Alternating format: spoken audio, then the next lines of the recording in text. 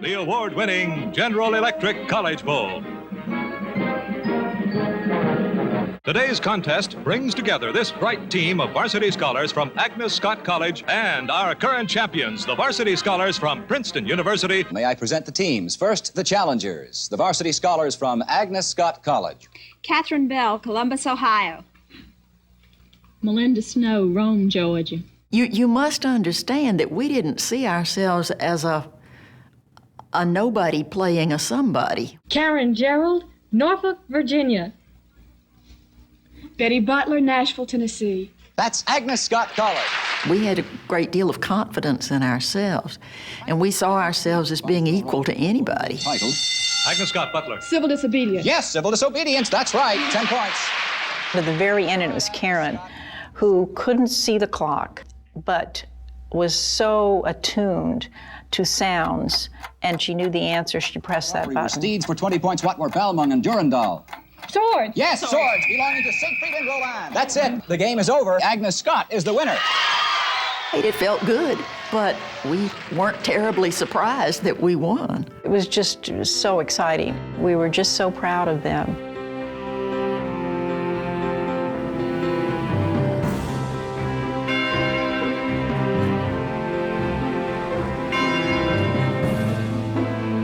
Agnes Scott just fit.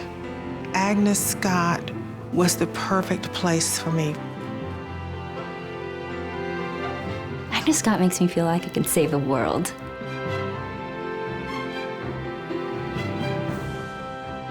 People believe in you, and you're surrounded by strong women as alums, as faculty, as staff members, and a sense that there are no limits to what they can accomplish in their lives.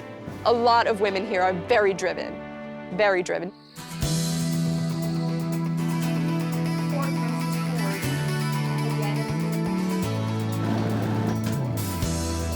I definitely want to make history.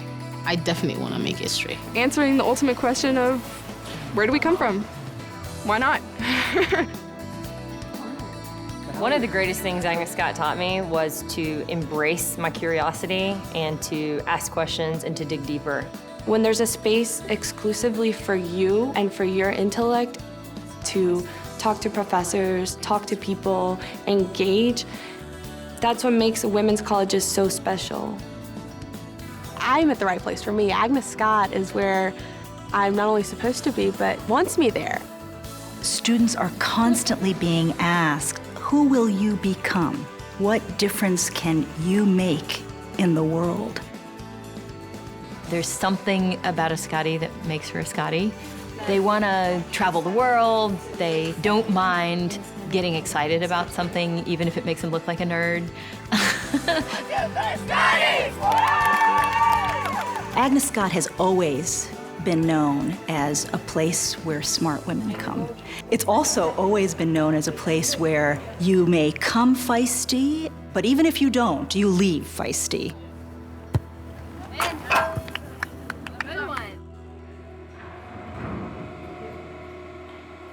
My mother wanted me to be a ballerina, and I danced up until I was 16. And then I found my calling, astrophysics. I spent my summer living in this building and researching exoplanetary transits. What's not to love about that? I think one of my main goals for the next few years is to get women interested in physics, because the amount of women in physics careers is so low, and I would love to see more women step up to the plate. And I would love to help that happen. Getting a Fulbright scholarship still feels really surreal. In Spain, I was an English teacher. At the same time, I was a cultural ambassador. It's one of the best moments of my life.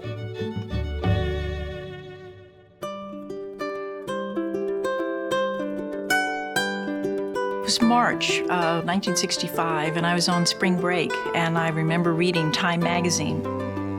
And in that article, it said that students from the North were coming to demonstrate on civil rights. And I knew Agnes Scott students were concerned about this. The administration was opposed, so we had to get parental permission. That definitely shrunk the group, but 4 of us did go. And here we were, very Southern white girls. And I remember being taken into the middle of the march to protect us, as we kind of walked towards the Capitol building. Both the participating in something that I didn't fully understand, the gravity of it in many different dimensions, and the anxiety that it produced in other people, but also feeling we're part of it, we're doing something.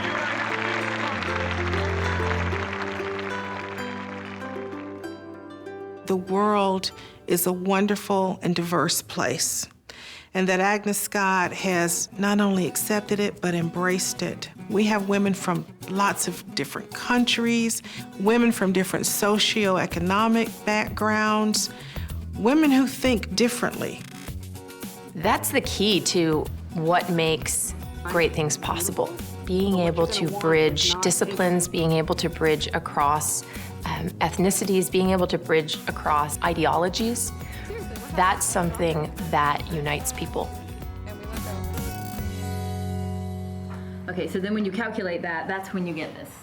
I need to get this degree. I need to become an engineer because there's like so many things I want to do. It's like you don't have any choice. We know it because it's the size I'm of the gonna nucleus. go to the world, see as much as I can, and then come back to like the system in Haiti. If I could do anything, it would be just building a school with like a hospital in it for like disabled kids in Haiti. Like all those kids who have been affected by the earthquake. Right now, you cannot start something over. Like you cannot like have a complete new project. You need to find somebody who has like an interest and try to add to it and make it happen. Or whatever they end up doing, they are change agents. Whether it's in a field like human rights or aeronautics, whatever they end up doing, they are asking critical questions. They're thinking, how can I make a difference?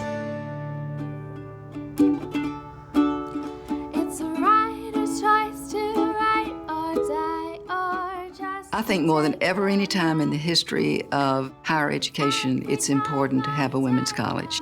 There is a comfort zone that I think is very healthy. The way we educate men and the way we educate women is different. And that bias is not here. And at Agnes Scott, you're just educating people.